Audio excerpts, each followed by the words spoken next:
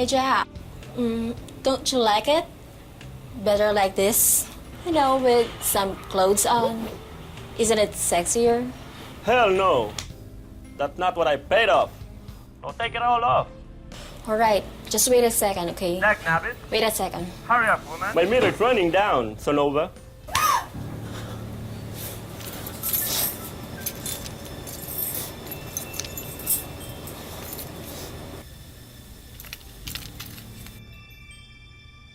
I'm back, Jack.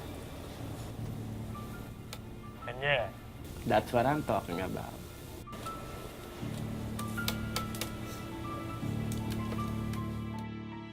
Laganap na rin ang mga cybercrime gaya ng online prostitution. Kumakalat po ito ngayon, kasabay ng madalas na paggamit ng internet. Nagbabayad ang mga parokyano nito para makapanood ng mahalay at masela na palabas. Tampok po namin ngayon ang kwento ng isang buhay na nasira dahil sa kalakarang ito. Ako po si Vicky Morales at ito ang wish ko lang. Alam mo, nakabisit yung crush ko. Hanggang ngayon, hindi niya pa ako pinapansin. Kung ano-ano ng pagpapansin ginagawa ko, nagpaparamdam na ako. Hindi niya pa rin ako niyayaya sa JS Prom. Gusto ko siya yung kadate ko. Diyos ko, baka ba din yun Masasaktan talaga ako pag nakita ko siya na may kadate na lalaki. May anong gagawin ko? Ano ba yan? Kanina pa ako emote ng emote dito. Ang tahimik mo. Hindi kasi ako makarelate sa mga pinagsasabi mo. JS Prom na talaga yung pinoproblema mo. Hindi pa nga tayo sigurado kung makakagraduate tayo eh. Bakit ba? Nagpaparinig na naman ba si tita?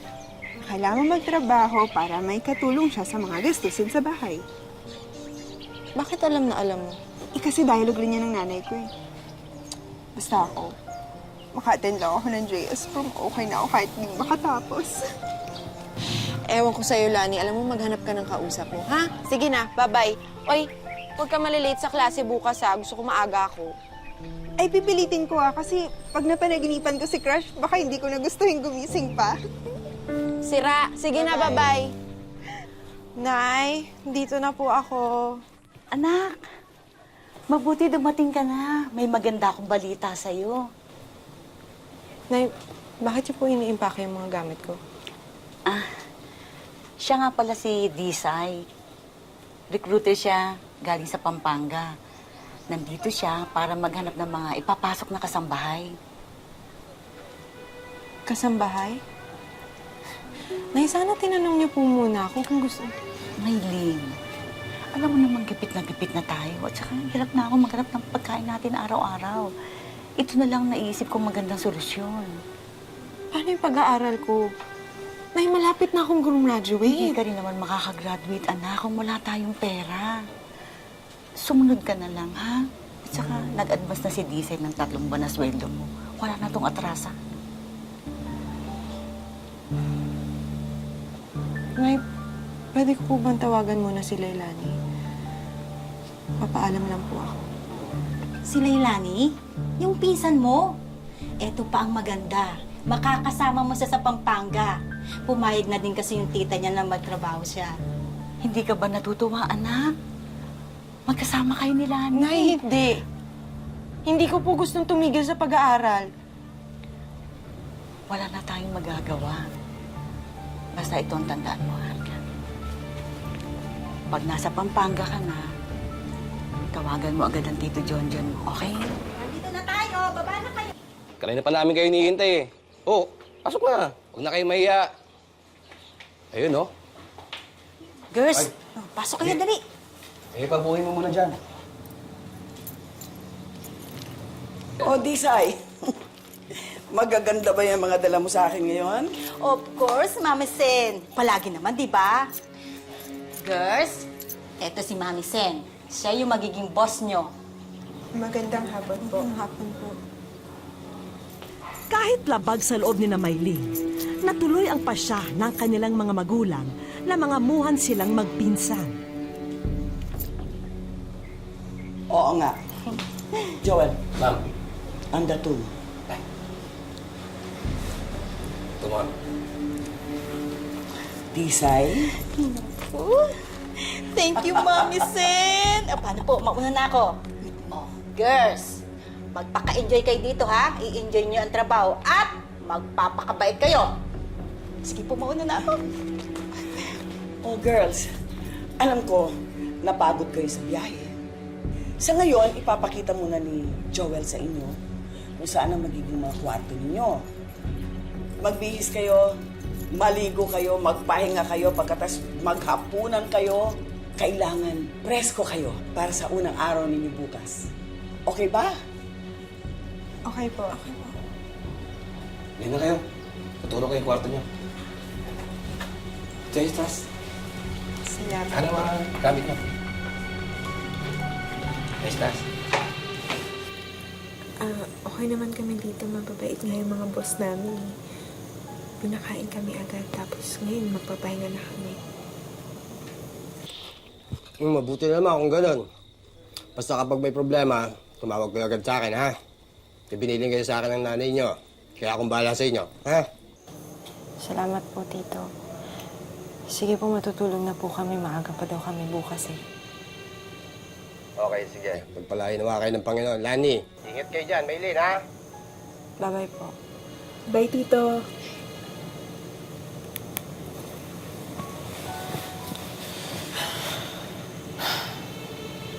Ay, buhay. Parang life. Estudyante ka noon. Kasambahay ka na sa susunod. Sana okay dito. Para makapag-ipon tayo, tapos makabalik na tayo sa eskwela. Umaasa ka pa rin makakapagtapos tayo. Yun ang plano. Mag-iipon tayo, babalik tayo sa school, at gagraduate tayo. Ha? Okay. Tulog na tayo.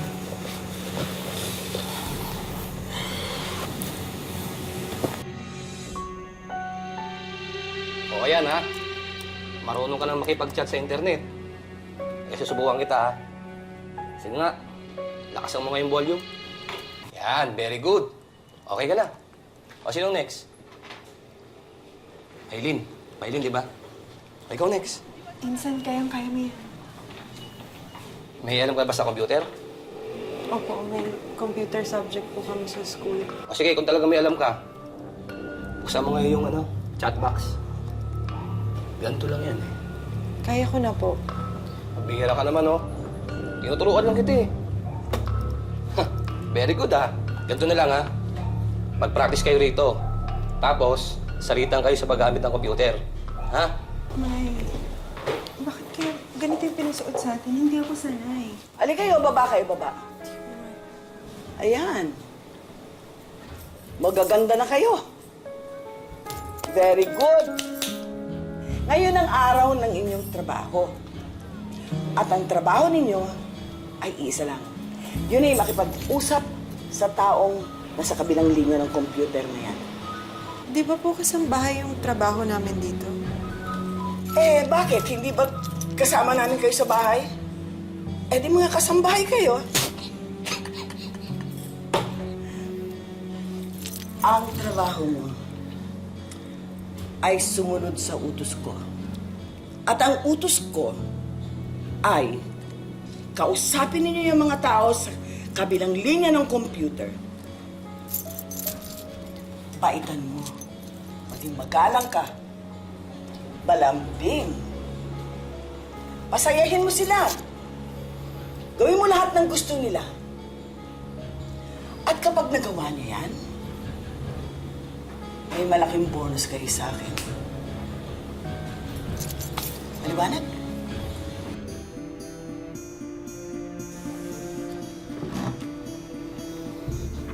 Nagtaka si Maylin kung bakit ganito ang silid na pinasok niya.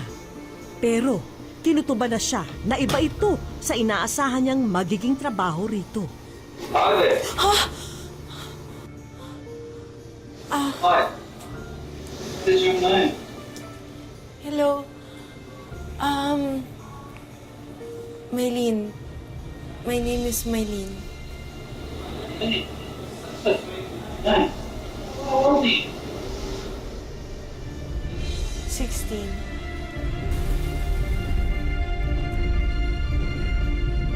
Could you dance for me, Lani? Po? I mean, you want me to dance?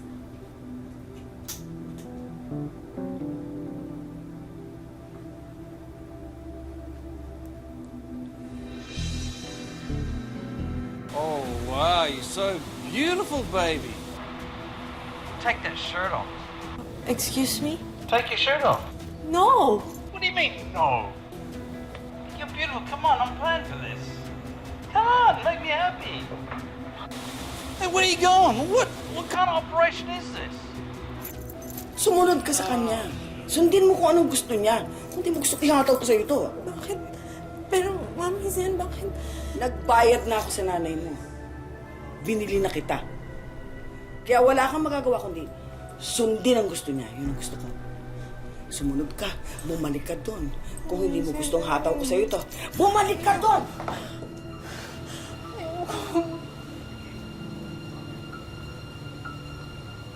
Ah, you're back, babe. What's so sad? Ready to take your shirt off?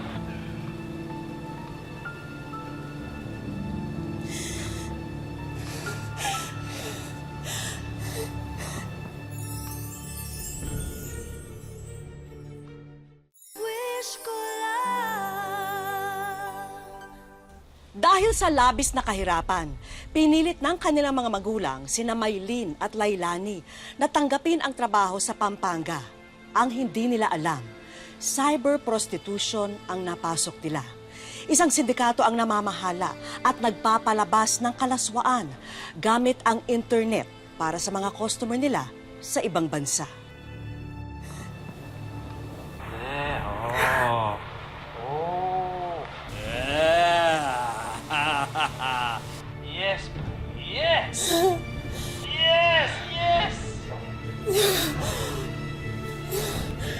Oh, baby, it's so beautiful! Okay kayo. Siguradong wala na kayong gadgets dito, ha? Kapag nahulihan ko kayo na may hawak na cellphone, nakikita niyo to?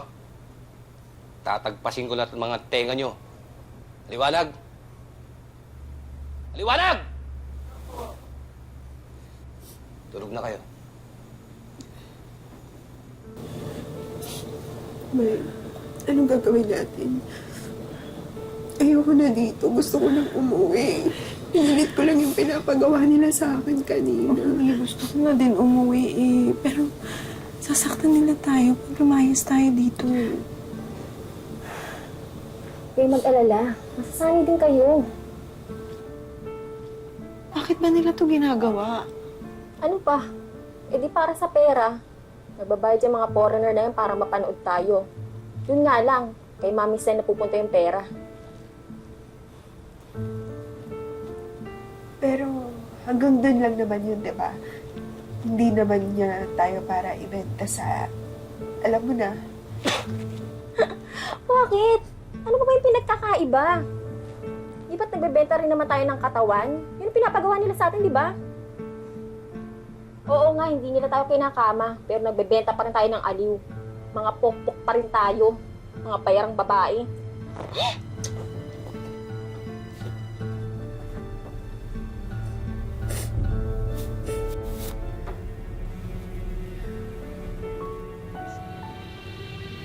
Naitago mo yan? Oo, kaya lang lubat. Walang saksakan dito eh. Okay kayo. Labas. Kakausapin kayo ni Mami Sen. Meron daw sasabihin sa inyo. Ano pang hinihintay nyo? Labas na!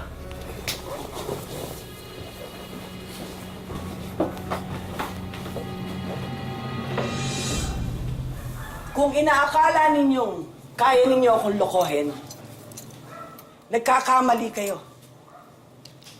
Dahil lahat ng kinikilos ninyo sa computer, namo-monitor ko. Ang mahabang panahon na binibigay sa customer, malaki kikitain. Ang maigsi, maliit din ang kikitain. Ikaw, Presi, Ang tanda mo na dito? Hindi ka pa natuto? Bakit napakaiksi ng panahon mo kanina? Hindi ko naman kasalanan kung madaling matapos yung mga customer ko. Wala akong pakialam kung sino ang may kasalanan. Ang interest ko lang ay yung kikitain ko. Joel, 10 palo. Ingatan mo lang na huwag tatamaan ng mukha at ang mga ibang parte ng katawan niya na gustong tignan ng customer. Malaki pa ang kikitain ng babaeng niyan para sa atin. Sige! Handa ka na ba?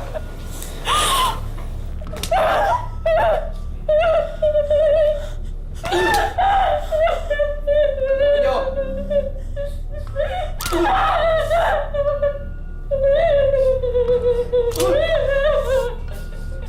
Tumingin kayo!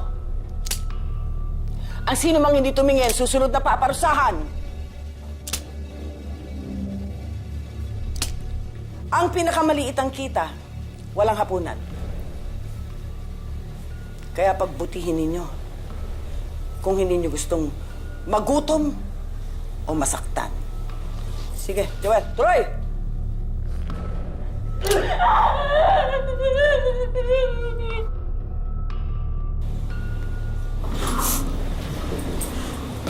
Bakit po? Special request ng customer mo. Anong special request? Hindi ka nang pumalag. Malaking binayad ng customer mo. Hindi na. Parehas lang tayong mahihirapan. That's it. Now we got a show.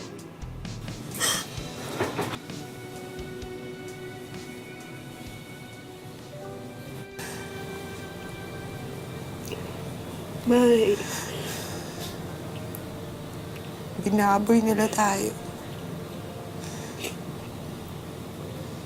Ay, mga hayop yung trato nila sa atin.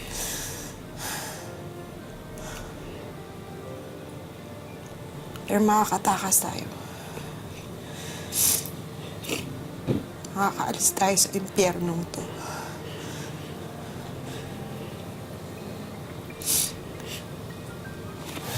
No.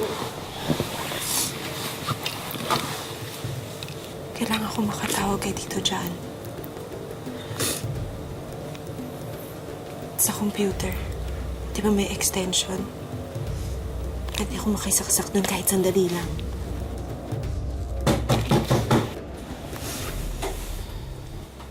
Hoy kayo. Labas. Bakit? Anong bakit? Labas sabi!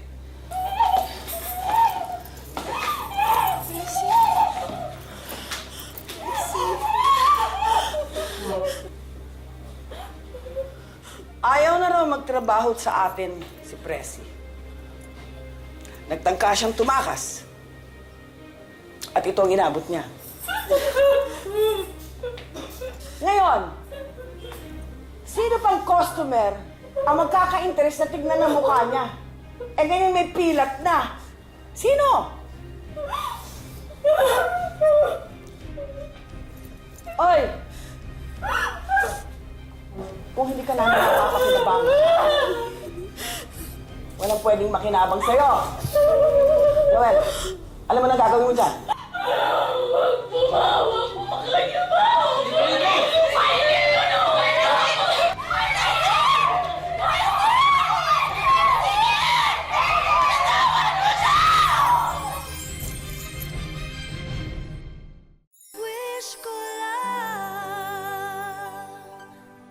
Sunod-sunod na kalbaryo ang hinarap ni Maylene at ng mga kasamahan niya sa cybersex den. Nagmistulang mga alipin sila na walang magawa laban sa pang-aabuso sa kanilang pagkatao. Alam ni Maylene na kung hindi sila gagawa ng paraan na makatakas, doon na sila mamamatay.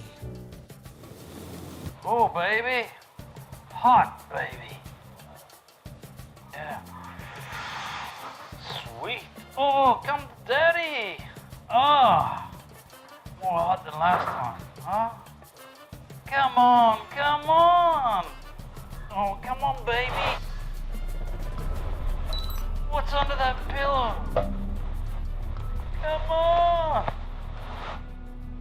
Sigurado ka ba sa gagawin mo? Delikado to. Ito lang yung naisip kong paraan para maiwan ako mag-isa dito. Kaya sige na, pag nagtanong sila, sabihin mo masama pakiramdam ko, ha? Sige na.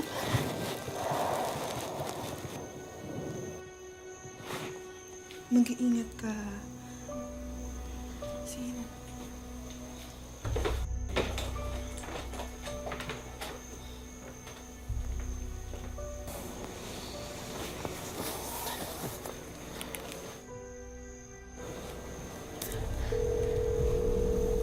Hello? Hello, Eileen. Buti napatawag ka. Hello, Tito John? Eh, di ka rin tumatawag sa inyo eh. Simula nung dumating ka rito sa Pampanga, eh, tinatawagan ko tong number mo, hindi naman makontak. Tito, sinasaktan po nila kami dito. Hindi nila kami pinapaalis ng bahay. Ano ka mo? Saan kayo nandun? Pupunta kami ngayon dyan. Number 52, Bakugan Street po, Tito. Bilisan niyo po. Maylin! Maylin!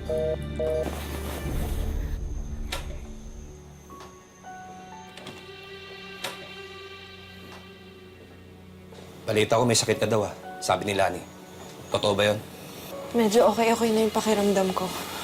Susunod na ako sa kwarto. Hindi, kinakausap pa kita eh. Saan ka bubunta?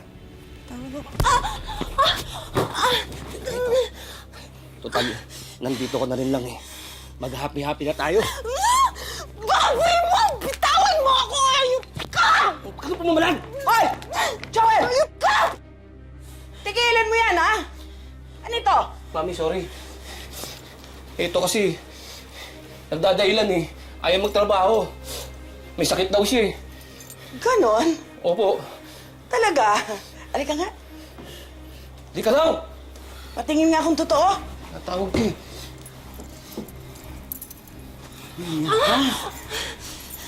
Sa lahat ng ayoko yung nagdadahilan para hindi lang makapagtrabaho. Sobrang katamaran mo Alam mo, Joel, alam ko na kung anong dapat nating gawin dito para maparusahan. Ano, Mami? Di ba gusto mo yung babaeng yan? Gusto. Ay, ibibigay ko na siya sa'yo. Salamat, Mami, ha. Ano ba, Joel? Hindi ngayon. Hindi dito. Kami naman. Mag-iisip ako ng paraan kung paano natin mapapagkakitaan ito. Kailangan merong audience. Kuha mo. Kuha ko na, Mami. Halika na. Sige. Sumama ka na. Hello po, police station? Hindi ko alam kung bakit hindi ko ito naisipan agad.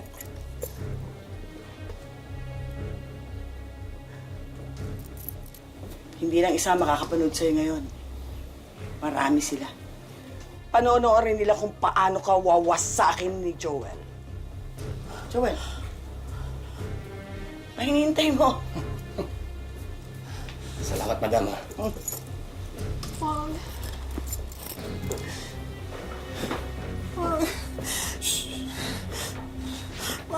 Hindi ka ano eh. Sandali.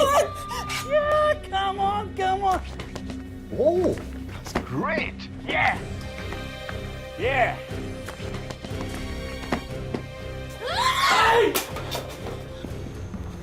Walang kikilos na masama. Nasaan ang amo nyo? Nasaan yung may-ari ng bahay? Si Maylin! Nasaan si Maylin? Walang gagalaw ito! Sir, pambasong na po yan. Diyos ko. Si Maylin! Nasaan si Maylin? Ano ito? Cellphone? May cellphone ka? Maganda ba ito sa'yo, ha? Gusto mo bang patayin kita ngayon din? Tigil! Walang gagalaw! Ibaba mo yan! Ibaba mo yan! Ayoko! Ano ginawa niyo sa kapatid ko? Ha? Baba! Sir, huwag yung babalik, sir. Hayop ka! Demonyo ka! Hayop! Wala mo ako sa lalan eh. Napagutusan lang po ako eh. Presinto na kayo magpaliwanag! Tara na! Teka! Labas!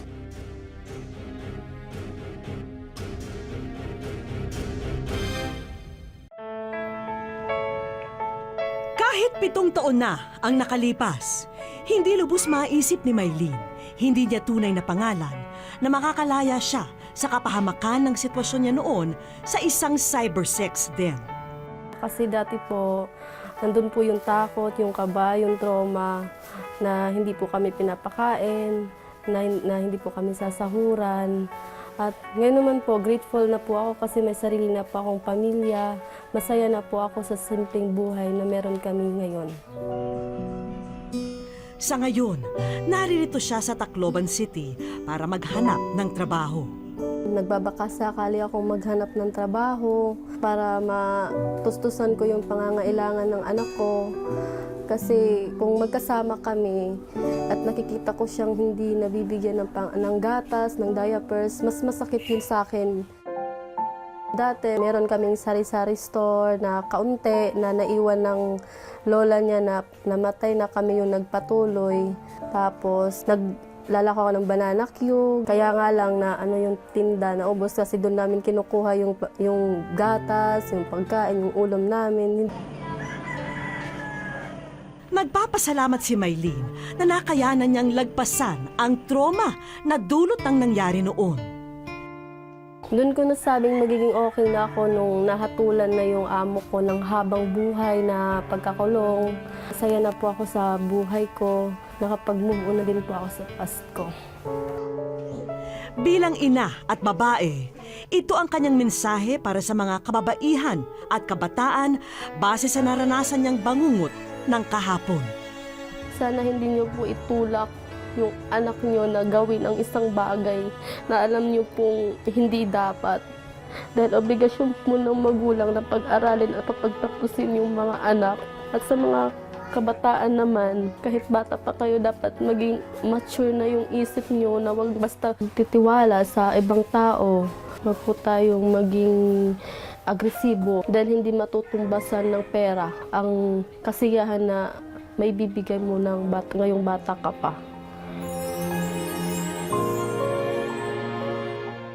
Sa aming pagbabalik, Hi, Maylene! Ikaw ay nasa Wish Ko Lang. ngayong araw, nakumbida si Maylene na magsalita sa isang pagtitipon ng ilang puno at staff ng barangay ng Tacloban. Magandang hapon po. Ako po si Maylene. I-share ko lang po yung nangyari sa akin about 7 years ago po. Kung hindi po dahil sa tulong ng mga lokal na ng mga pulis, DSWD, ng tiyuhin ko po, hindi po ako makakaligtas. Salamat. Bilang pasasalamat, isang video ang ipinapanood ng kakutsaba naming staff kay Maylene. Hi, Maylene! Ikaw ay nasa Wish Ko Lang. Unang-una, salamat sa iyong pagbabahagi ng iyong buhay. Alam namin, hindi madali ito para sa iyo. Kaya sa tulong ng kwento mo, sana magsilbi itong aral at inspirasyon sa ating mga kababaihan. At sa araw na ito, sana tanggapin mo ang ilang sorpresa ng Wish Ko Lang para sa iyo.